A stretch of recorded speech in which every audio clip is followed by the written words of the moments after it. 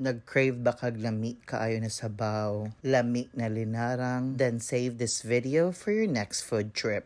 Hey guys, Kenneth here, and we visited Kuya Simos Larangan, and they're located sa Sabang Dako, Mandaue, likod radyo sa Jollibee, and nasa sila branch sa Labangon. Ilang branch diri sa Mandaue, it's so big, spacious, hamugaway, and nasa sila dako kaayo na parking na walay bayad. Plus, naapo siya pa acoustic band every weekend. Diri sa Kuya Simos Larangan, naa sila nagkadaiyang baligya aside sa larang, sama aning pork adobo, Baguio beans, pork adobo, ug chicken adobo.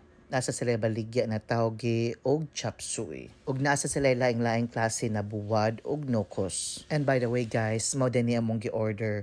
We ordered the pork adobo and of course ilahang larangan. And aside sa barato ang ilang mga baligya, magbalik-balik jud mi diri sa Kuya Simos Larangan kay lami kaayo ang ilang timpla. So ikaw unsa pa man ang imong gihuwat, adto na sa Kuya Simos Larangan and salamat sa pagtan-aw.